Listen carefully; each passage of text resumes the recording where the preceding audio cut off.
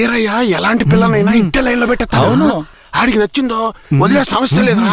అది మనకి తెలిసింది కాదే కదరా. ఏ పూజారిట్రా, ఏంటయ్యా నువ్వు ఆడ కూర్చొని స్వామికి భజన చేసుకుంటున్నావు, నీ ఇంట్లో నీ ప్రాణంతో తమ్మునురా. తమ్ముడు ఏమంటున్నాడు? అదేం లేదు పూజారే. స్వామికి పొంగల్ నైవేద్యం పెట్టా తింటారా? నువ్వు మాకు పొంగలెడుతున్నావు, అక్కడ మీ ఆవిడకి ఎవడో పొంగలెట్టేసి ఉంటాడు. నేను కదరా, ఈ తుమ్మ చెట్లని చెవి పెట్టాడు కదా. నీ పెళ్ళం గురించి వేరే గురించి కథలు కథలుగా చెప్తాయి. ఏంట్రా మీరనేది? నా పెళ్ళం అలాంటి మనిషి కాదురా. నా పెళ్ళం గురించి నాకు బాగా తెలుసు. తన గురించి అలా మాట్లాడారంటే మీరంతా నాశనం అయిపోతారా. ఉండండిరా, కేశవరాయుడికి వెళ్ళి చెప్తాను. పూజారే, నీకు నీ పెళ్ళ మీద ఎంత నమ్మకం ఉందో నాకు వీరయ్య మీద అంతే నమ్మకం ఉంది. ఏంటే? సరే, వాడేదో బాడీ కనిచ్చాడు, అంత మాత్రం నీ పెళ్ళం వేసేసుకుంటుందా ఏంటే? నా పెళ్ళం అమాయకురాలు కేశవరాయుడు. అవునులే, అమాయకురాలు కాబట్టి ఎవరేమిచ్చినా తీసుకుని వేసేసుకుంటుంది. కేశవరాయుడు, నువ్వు కూడా నా పెళ్ళం గురించి తప్పుగా అనుకుంటున్నావా? సరే సరే, నీ పెళ్ళని నీ అదుపులో ఉంచుకో, అంతా అదే సర్దుకుంటుంది. పో.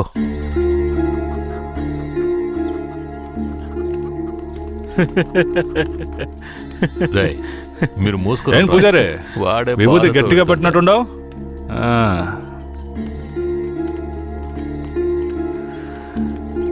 రారా. నమస్కారం అయ్యా. నమస్కారం అయ్యా.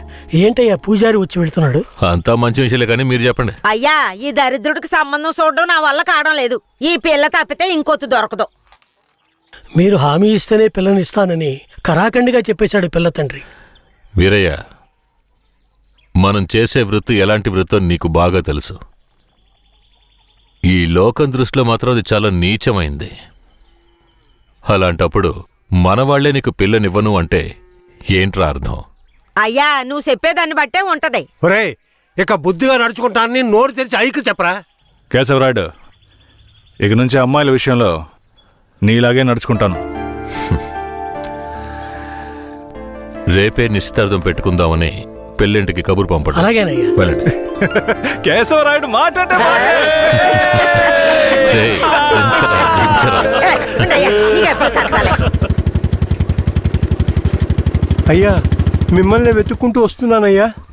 ఏమైందంటే? నాకు వేరే గత్యంతరం లేక చిన్న వయసులోనే నా మనవరాలను తీసుకెళ్లి బుమారావు దగ్గర పనికి పెట్టాను. సరే, ఆ అమ్మాయి పెద్ద మనిషి 10 ఏళ్ళైందయ్యా. పోయిన నెల వరకు వెళ్లి చూసొచ్చేవాడిని. ఈ రోజు నా మనవరాలను చూడ్డానికి వెళ్తే తనివేశారయ్యా. చుట్టుపక్కల ఉన్న వాళ్ళని విచారిస్తే నా మనవరాల్ని బయట ఊరోళ్ళకి అమ్మేస్తారంటయ్యా. మీరేనయ్యా నా మనవరాలను ఎట్టైనా కాపాడాలి. పర్లేదు పెద్దాయనా, మేము అర్జెంట్ గా ఓ పని మీద వెళ్తున్నాం, రేపు చూసుకుందాంలే. అలాగా నేను చచ్చిపోతానయ్యా. నీ కాళ్ళు కూడా అయ్యో పెద్దాయనా, నీ కాళ్ళ మీద నేను పడతాను, మమ్మల్ని వదిలేయ్. రేయ్, నువ్వు డైరెక్ట్గా అక్కడికి వెళ్ళరా.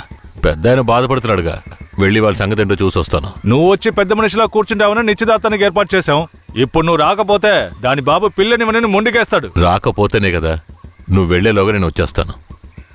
మనల్ని నమ్మొచ్చాడు, వెళ్ళొచ్చేస్తాను. అయ్యా, బండెక్కండి. చాలా సంతోషం అయ్యా. నువ్వు వెళుతూ ఉండరా, నేను వచ్చేస్తాను.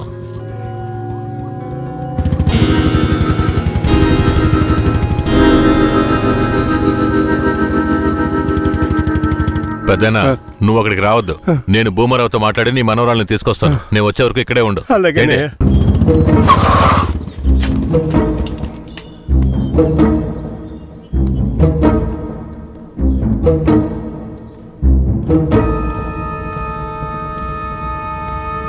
రా కేశవరాయుడు, ఏం కావాలా?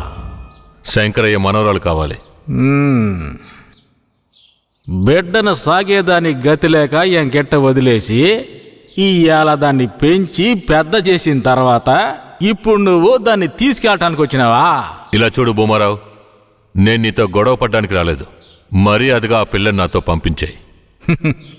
రేయ్, నాకున్న రాజకీయ పలుకుబడికి డబ్బు బలానికి నీ మీద ఎత్తన కేసైనా పట్టి లోపలికి తెల్లముడియం. పోలీసు కేసు అని చెప్పి ఎవరిని బెదిరిస్తున్నావు? ప్రాణాలతో ఉండాలనే ఆశుంటే వెంటనే ఆ పిల్లని నాతో పంపించు. ముందు నువ్వు ప్రాణాలతో పోతావా లేదో చూడరా. రేయ్, బాగా గట్టిగా గడిపెట్రా.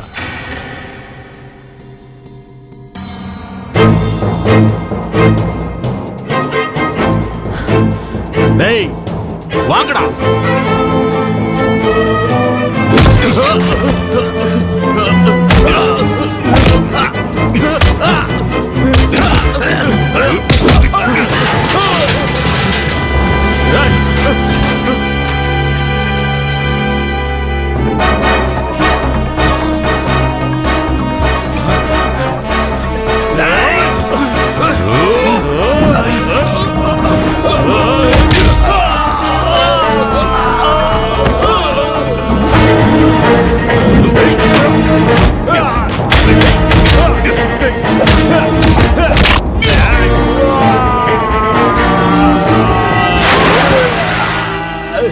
రేయ్ తలుపులు తెరవండ్రా, తలుపులు తెరవండ్రా రేయ్.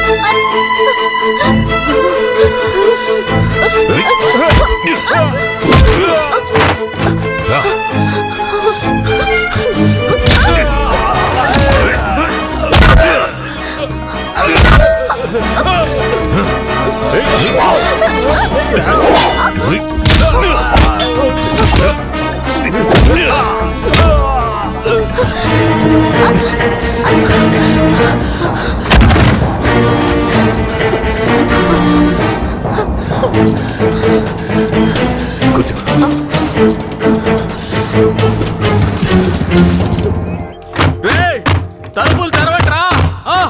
రేయ్ ఎక్కడికి పోయి చచ్చారా?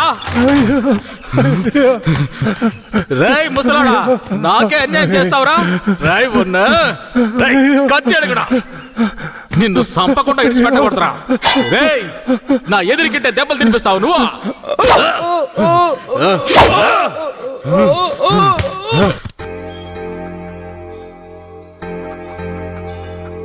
ఇక మీద కేశవరాయుడు వస్తాడని నమ్మకం నాకు లేదయ్యా. అదేంటయ్యా అంత మాటనా? అతను వస్తాడన్న నమ్మకంతో నీ నిశ్చితార్థం పెట్టుకున్నా. నిశ్చితార్థం తర్వాత ముందు ఆ కేశవరాయుడు రాని. ఆయన వస్తాడులే, ఆయన వచ్చేలాగా ఒకసారి పిల్లని చూపించవచ్చు కదా. రానివయ్యా.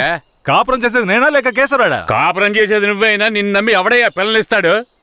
ఎందుకు పనికిరాని నీకు పిల్లనివ్వడమే చాలా గొప్పయ్యా. ఏయ్, అలా తీసేసినట్టు అసహ్యంగా మాట్లాడు. ఆ రోజే పూజారి చెప్పాడయ్యా నీ కొడుకు భాగవతం అంతా. ఏం చెప్పినాడు? ఏం చెప్పుంటాడో బోర్డు నీకు తెలీదా? అరే ఏంటి ఆ విషయం నీకు తెలుసు కదా, మరెందుకు నన్ను పిలిపించి అవమానిస్తావా? అవమానిస్తావా? ఏంట్రా? వయసులో పెద్దోడు అనుకుంటే అవమానిస్తావా? Hello police స్టేషనా? నా భూమారావు పేసురే.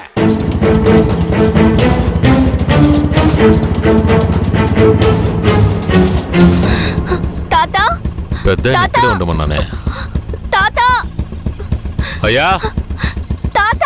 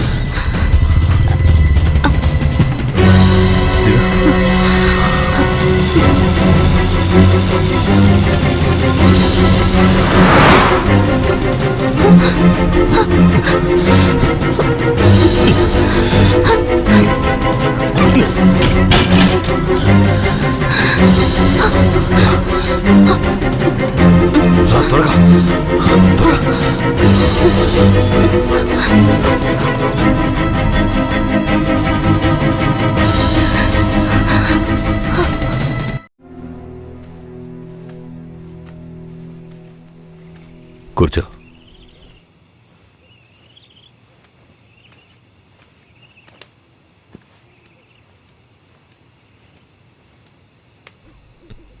మా తాతని ఏం చేశాడో ఏమో, పాపం ఆయన.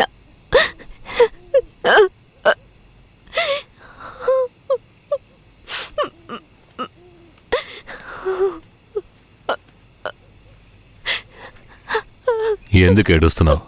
ఆయనకేం కాదులే. 5 ఏళ్లప్పటి నుంచి నన్ను పెంచిన భూమారావు కూతుర్లా పెంచి నన్ను ఇప్పుడు బొంబాయిలో అమ్మాలని చూశాడు. వాడిలా నడుచుకుంటాడని నేను అస్సలు ఊహించలేదు. వాడిని తలుచుకుంటేనే భయం వేస్తోంది. నువ్వేం భయపడకు. నన్ను దాటుకుని వాడు నిన్ను ఏమీ చేయలేడు. లేదు, ఇకపై నేను బతికి ప్రయోజనం లేదు. ఎటైనా వెళ్ళి చచ్చిపోతాను. నువ్వెందుకు చావాలి? నా వాళ్ళంటూ నాకెవరూ లేరు. నేనేమైనా చచ్చిపోయినా? నువ్వు ఒప్పుకుంటే నేను నిన్ను జీవితాంతం నా పెళ్ళాంగా కాపాడతాను. ఏమంటావు?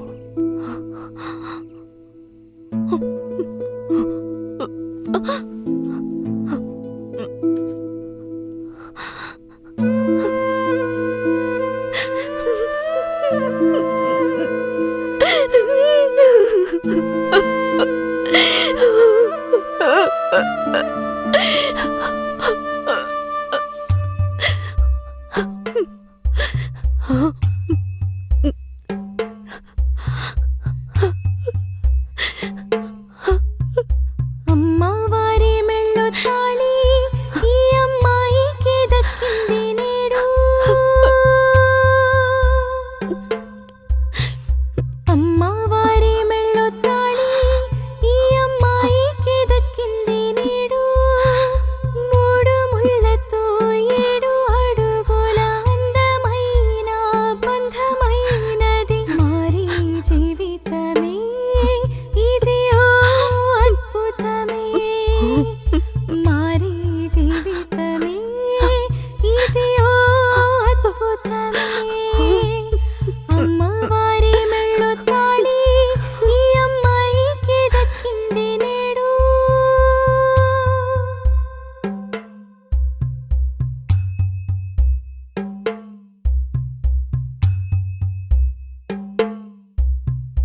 లక్కు పెట్టలేదు, మేళం కొట్టలేదు, పంతుల్ని పిలిపించి ముహూర్తమడగలేదు. పందిరెయ్యలేదు, తోరణము లేదు, బాజా మోగలేదు, బంధువులు రాలేదు. ఈ రోజున ఈ తంతుని జరిపించింది ఎవరయ్యా?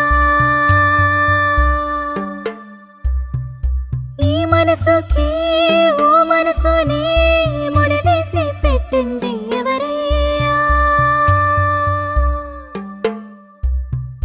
విధి రాసి రాతల్ని చెరిపేయగలవారు 3 లోకాల్లోన ఎవరూ లేరు. విధి రాసి రాతల్ని చెరిపేయగలవారు 3 లోకాల్లోన ఎవరూ లేరు. ఏనాడు చేసింది